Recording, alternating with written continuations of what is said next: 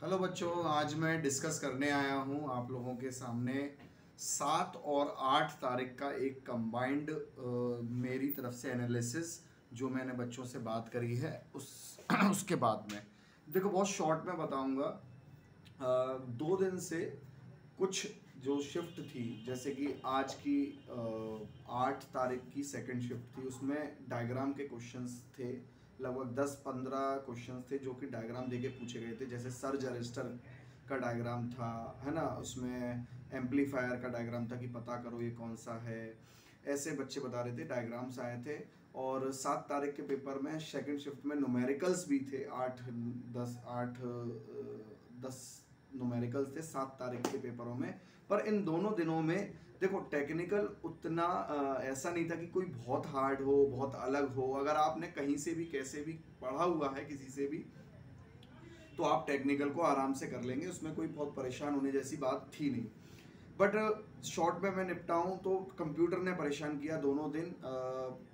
आपका पाइथन देखने को मिला। 7 तारीख में भी कुछ क्वेश्चन देखने को मिले। 8 तारीख में खासकर ज़्यादा क्वेश्चन देखने के लिए मिले, लगभग 15 से 20 क्वेश्चन थे, जिसमें बच्चे बता रहे थे कि पाइथन में वो कुछ भी नहीं कर पा रहे थे। बट एक बात समझने की है, जो बच्चे ज़्यादा परेशान हो रहे थे, सीधी सीधी बात बताऊं, देखो कंप्यूटर में अब बहुत ज़्यादा कुछ एक्सपेरिमेंट करने की आप मत सोचिए, क्योंकि पाइथन किसी ने भी नहीं पढ़ाया है, हमने भी नहीं पढ़ाया पाइथन, तो किसी और टीचर ने भी नहीं पढ़ाया है और ना किसी बच्चे ने पढ़ के गया है।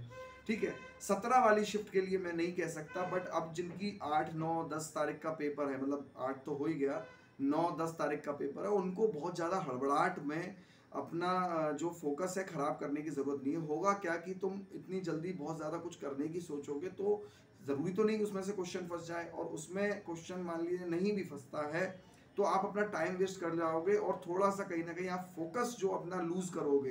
एक डर पैदा होगा कि यार ये छूट रहा है मेरा, ये छूट रहा है, ये छूट रहा है, तो उसमें क्या होगा, आपको जो आती हुई चीज़ें वो भी आप छोड़ दोगे। तो बहुत ज़्यादा पैनिक मत हो, अगर आप नहीं करके गए तो और भी लोग करके नहीं गए हैं। खासकर कम से कम इन 7 और 8 वाली शिफ्ट वाले लोगों में खासकर मैं कहूँगा।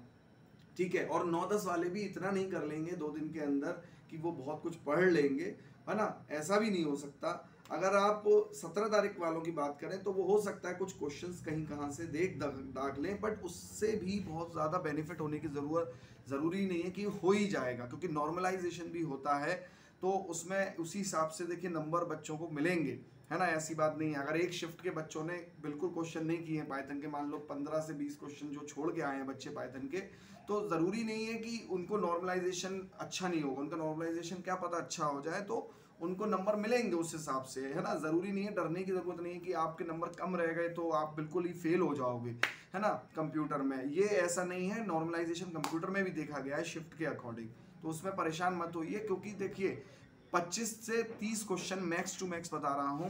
काफ़ी क्वेश्चन ऐसे रहे हैं, देखो मैं एक तो 1-to-1 टॉपिक्स के नाम नहीं ले पाऊंगा कंप्यूटर के, क्योंकि मुझे कंप्यूटर की ज़्यादा नॉलेज नहीं है।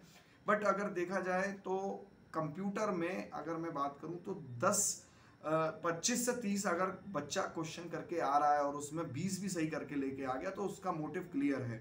और टेक्निकल ठीक है, इतनी बहुत ज़्यादा हार्ड नहीं आई है। हाँ, लैंग्वेज को ज़रूर बताया गया था कि हार्ड आ रही है। लैंग्वेज में बच्चों को काफ़ी चेंज करने की ज़रूरत पड़ी है, तो मैं हमेशा से कहता आया हूँ और आगे भी आप इसका ध्यान रखना कि कोशिश करें शुरुआत से थोड़ा थोड़ा इंग्लिश को एक्सेप्ट करना शुरू करें, क्योंकि हिंदी लैंग्वेज जब वो शुद्ध देने पे आता है ना, तो बच्चे बहुत लोगों का हिंदी जो है नहीं उतना, कहने की बात होती है कि हिंदी वाले बच्चों की हिंदी अच्छी होती है, बट वो हिंदी में ही उल्टा चीज़ें खराब कर ले जाते हैं। मतलब हिंदी को ज़रूरी नहीं है कि हर कोई समझ पाए, तो धीरे से शुरुआत से आगे का ध्यान रखिएगा कि एक्सेप्ट करो इंग्लिश को थोड़ा थोड़ा अपने, जहाँ जहाँ भी आप ऑफलाइन या ऑनलाइन पढ़ते हो, आप प्योर हिंदी को एक्सेप्ट उतना आगे से मत करना, है ना। बट टेक्निकल उतना हार्ड नहीं आया था। कंप्यूटर दुखता इतना हार्ड नहीं था कि क्या कहते हैं कि मतलब कोई विशेष किसी टीचर ने ही अच्छा पढ़ाया होगा, लगभग सबने ठीक ठाक ही पढ़ाया। कोई ऐसा विशेष, कोई ऐसा नहीं कि किसी के ही कंटेंट से फंसा है, मैं ये नहीं कहूँगा कि मेरे से या किसी और से। ठीक है, कंप्यूटर को लेके परेशान मत हो, सबके साथ में नॉर्मलाइजेशन जैसी स्थिति होगी तो आप बचोगे। आप नहीं करके आए तो और भी लोग करके नहीं आए। ठीक है, आप परेशान ना होइए, अपना पढ़ाई एंजॉय करिए, जितना पढ़ के गए हैं उस पर कॉन्फिडेंस बना के रखिए, क्योंकि क्वेश्चन छोड़ के अगर आप आए हो उसको फिक्र मत करिए, जो करके आए हैं उसी पे आपके नंबर बढ़ेंगे नॉर्मलाइजेशन पे, ठीक है। पैनिक मत होइए, पैनिक मत होइए। ज़्यादा से ज़्यादा 17 तारीख वाले बच्चे थोड़ा बहुत हो सकता है पाइथन के क्वेश्चन देख लें, और क्योंकि 7 दिन का गैप है ना, तो उनको शायद थोड़ा बहुत बेनिफिट मिल सकता है, वरना आप लोग पैनिक मत होइए जो 9-10 वाले बच्चे हैं। चलिए, till then bye bye, tata, take care, और अपने पेपर अच्छे से दीजिए। Thank you, happy Diwali.